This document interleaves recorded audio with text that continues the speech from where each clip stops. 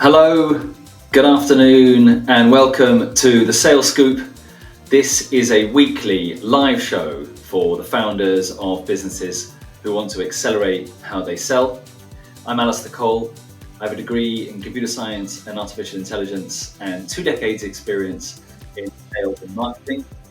We are live right now on LinkedIn and YouTube to millions of viewers. And I'm delighted to say that my guest today is Rebecca Warwick. Rebecca is the founder of PruneSoftware, a fantastic software platform that automates and streamlines processes for business and accelerates their operations. Hi, Rebecca. Hello. Hi, Alistair. Thanks for having me. Oh, my absolute pleasure. It's great to have you here on the show. I'm really excited to get into your sales scoop, your number one new biz tip you'd share with our audience of founders. So that's very exciting. Before we start, I'd love to get your background and hear how you've got here, what's happening with PruneSoftware, and a little bit about you. Is that okay? Yeah, absolutely. So I started my career at Rolls-Royce and worked in engineering and went from there all around the business, doing business improvement things throughout the supply side of the business. And I came out and went into management consultancy after about 12 years. And I worked in consultancy for quite some time, working with different businesses of different sizes, predominantly in the manufacturing sector. And I realised that software was really expensive. It was often a barrier to people getting good information. Usually they had either a very good software system from about 20 or 30 years ago that was too expensive to change. And if they wanted to change anything or adapt it, it was cost prohibitive. So they'd work on spreadsheets and work around it. Or they'd have a really good account system and then do everything else on spreadsheets. Because again, software is prohibitive. And often they'd have like a CAD CAM, so because they were machining things, so something to do their drawings on and then port their drawings through to their machines. So that would all be quite sophisticated. But it was the operations of the business, which is the things that I often came in and would be asking quite simple questions about that people wouldn't spend any money on. And I realised that there was a great opportunity there to make significant savings if we could build some software that was adaptable, gave people control, and was also affordable. Hence PruneSoftware. Yeah, and you've got considerable experience in sales, in consulting, and also with software, with PruneSoftware, and experience in other areas as well, in interesting areas. Tell us a little bit about the other hats you wear. Yeah, so in my private life, I also sit on a couple of charitable boards. One is Warwickshire Care Services, so that has 13 care homes. I sit on the finance and quality care and practice committees for there. And then I chair the governance, risk and audit committee for the Belgrade Theatre charity as well, which is a really enjoyable. I get a huge amount from those roles. Yeah. And so I'm really interested to hear your in more detail your sales scoop, because your experience drawing on those kind of consulting and sales and the arts and care homes is a really broad area, and it's interesting that your kind of sales scoop straddles all of them. If people are interested in learning more about PruneSoftware and the automation platform you've built, they can head over to PruneSoftware.com. And read more about it and see some examples. And something that jumped out at me is that your work with a VIP catering firm where you would sped up their quotes by 50%, which is a massive increase. Can you talk about what was the one or two things that you did there with Niche and Bespoke that how could you move it that fast? How do you move the needle that much? So we automated all the different processes in the background, and automated things they hadn't thought about, found new ways of them working, which has sped up what they're doing and has given them a lot more time to do the interpersonal piece, which I think is really important between customers and companies, and also to increase their productivity and their outputs considerably. They're a scaling, growing company, so it's been really helpful for them.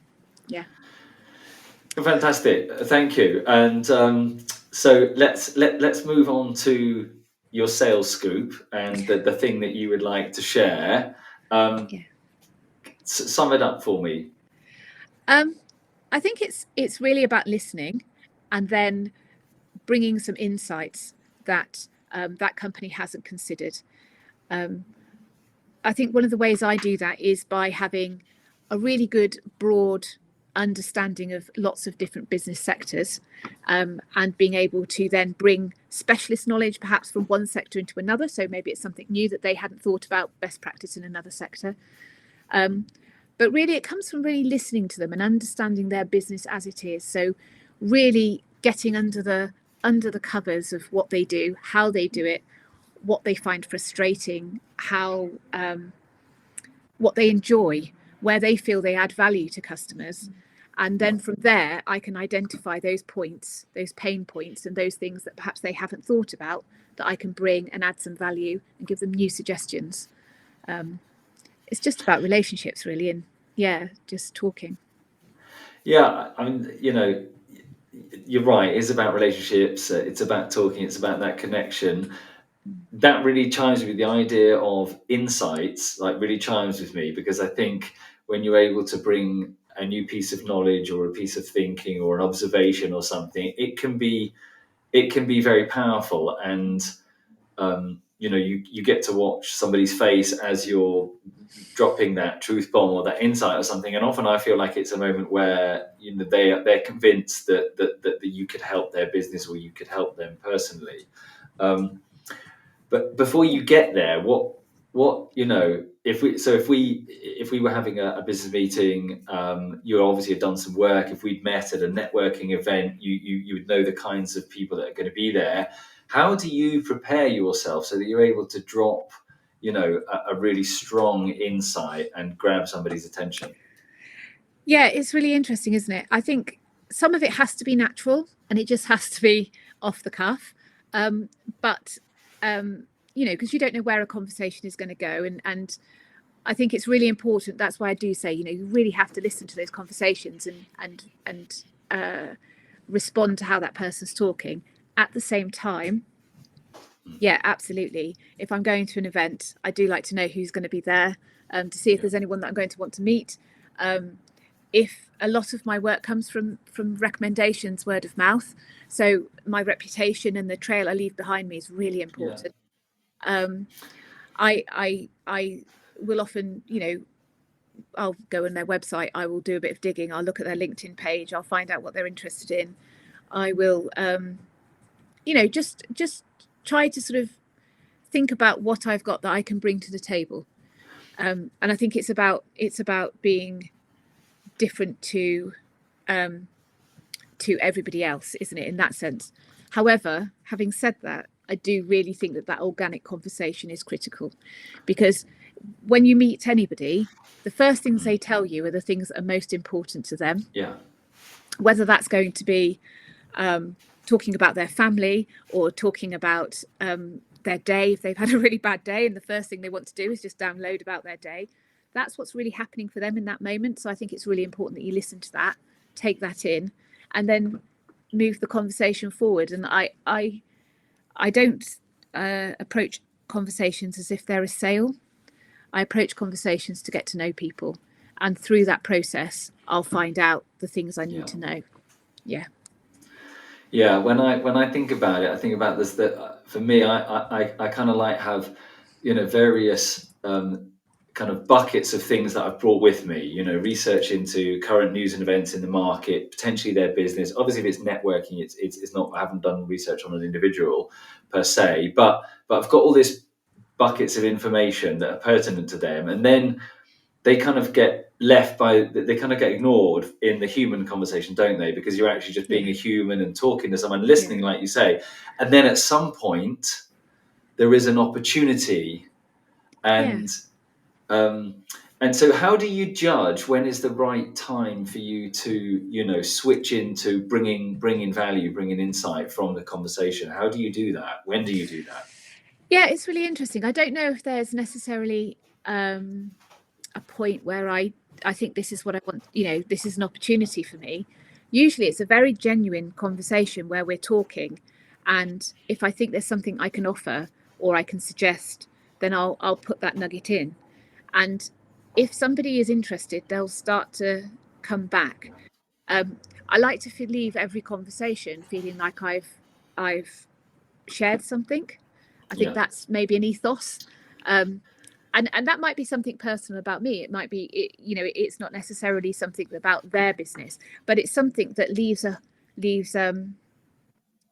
place to follow up from. And I think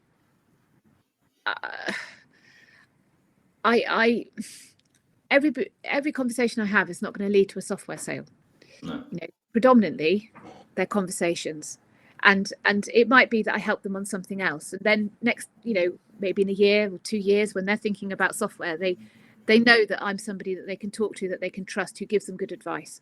And it's so in that sense, it's insights about broader things where we can build that relationship and build that trust and that knowledge base. Yeah. And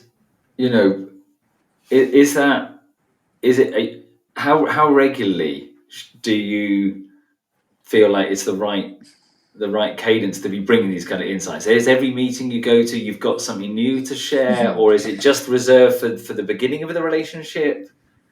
No, I think I like to feel that I can bring value.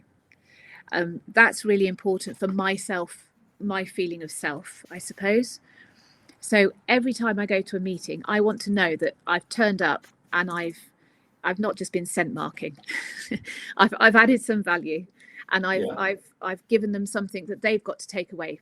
And that's, that could be something that's going to help them in their business. It could be leading them towards a software sale. It could be, something that just makes them feel better about themselves, because, being a business owner can be a lonely place. So yeah, just about, I think you need to add value every day, really. Every time you turn up, you've got to be giving something, because people will come back then. It's a valuable relationship for them, isn't it? I feel kind of conscious and subconscious, like constant pressure to just always be bringing value in everything, right? And I quite frankly, I find it is exhausting, but that's how I kind of judge my self-worth in the same way. Like when someone walks away, did I make their life better, either personally or professionally? And I think that kind of thing that we've both got, that spurs us on. Well, certainly spurs me on to actually. I really enjoy doing the research. I enjoy having sometimes I can't. Does this happen to you? Do you ever get in a situation where you like I want to just drop it immediately because I found something amazing and I want to share it, I'm trying to not jump the gun. Yeah, and I think that's one of those nice things, though, about building the relationship around it, isn't it? Is that, sometimes it will be something that you come across later on, and it's just a quick, you send someone a quick link, or you link them in LinkedIn on this particular message, or you send them a quick email about something. I think it's quite nice to have that immediacy, because that just shows that you're genuine, doesn't it? And I think people buy from people, and you have to build trust, and you have to build those relationships, and that's why those little insights can be really helpful. But yeah, absolutely, I think that need to share is always quite nice, isn't it? And to add value, it shows that you're interested. I'm thinking about you because I saw this, and you're in my mind. I value you, and I think all of those things they're reinforcing, aren't they? Yeah. It's almost like the kind of triumvirate, right? If I've had a relationship with you and I've seen something that's happened in the press, which means I'm thinking about you, I've clocked that it works for you, and then I'm sharing and maybe giving my own spin, and it's like that's like the full picture of love for you with a lens. And obviously, if it happened yesterday in the news, that's even better, right? Than something that's 12 months old. Where do you go? How do you keep yourself abreast of what's happening? Are you on Twitter 6 hours a day? Do you have No. armies of people bringing you printouts like Trump of the latest news? How do you stay on top of it and have those insights? Gosh, that's really interesting. So I am quite nerdy. To be honest, I am a nerd. I love I do love engineering and technology and those kind of developments. So I try to keep aware of things through reading and research and I love to fall down a rabbit hole, don't we all? Yeah. So there is a combination of that. There's also just a combination of meeting and talking to lots of different people. So I keep abreast of what other people are doing and try to link people in my brain. I'm as a curse and a blessing. All our strengths are our biggest weaknesses as well. But I am dyslexic, and so the way my brain works is a bit of a spider's web. I'm afraid. I don't think about things in logical, linear processes. Yeah. I do kind of explode out in all sorts of different directions, and I think that's really valuable in that kind of cross-connecting, because it often gives me a unique perspective when it comes to discussing problems with people. One of the things I often find with businesses is that they think about their issue, about the thing that's jumping up at them at the moment. So it's always that firefighting process, and they're always looking at solving that problem. And often actually when you talk to them, what I discover, partly because I'm coming at it from an external perspective, so I've got, I'm not tainted by what's happening in the moment, but also because the way I think is potentially slightly different. I don't have to go A, B, C, D. I might go A, E, and then back to B.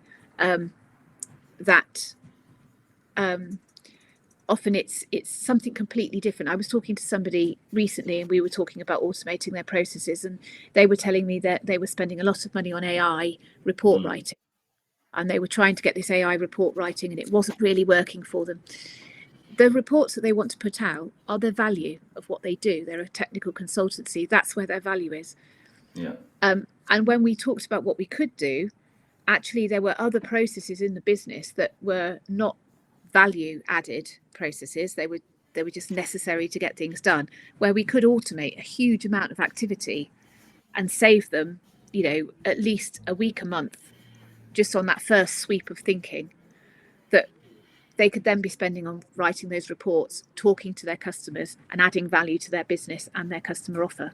So I think sometimes it's having that external approach and just, what a key insight. When we talked like that, and we were like, oh my goodness, that just as a financial thing, that would save us X money a year that we could be plowing back into what else we want to do. So I think sometimes, it's just having a different perspective and being able to link those ideas in different ways that's quite helpful.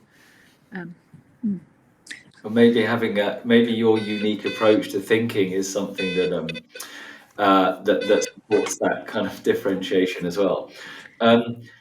You talked, that's really interesting, talking about the insights that came from working with clients and it seems to me like the more I've researched it and automation platforms, it's not just there's a time saving and a money saving, and it's not that the money saving is associated. It's almost like it's a double win from automating these processes. For people watching or listening to the recording or live, is there if they're thinking about automation, they currently know their systems are outdated, they're a bit organic, maybe they're on spreadsheets and they should be thinking about automation, what would be a logical kind of practical first step for them to take about either assessing what they've got or what should they be thinking about? If someone's thinking about a first step in automation, what would you recommend?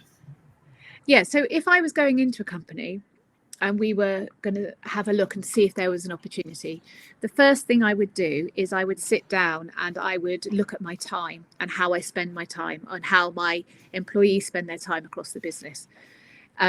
Because you need to get the most bang for your buck. That's the first thing I'd say. So I'd look at how time was spent, what activities people were doing. Then my second question are what activities are adding value and what activities are not adding value. Yeah. And then my third question is what do you enjoy and what don't you enjoy? And I think it's really important to understand all of those things, because we want to spend time adding value to our business, doing things we love. That's we don't come to work to do invoicing. Sorry for all those people in accounts, but it's really not my happy place. And And so, I come to work to do the things I love and where I feel like I'm adding value to other people. And I think most people do. So they would be my first 3 steps. Where's my time spent? Where are my challenges, and what do I enjoy? What's adding value and what do I enjoy? And then at that point, you can start to say, okay, well, they're the opportunities to improve. What are the technologies available?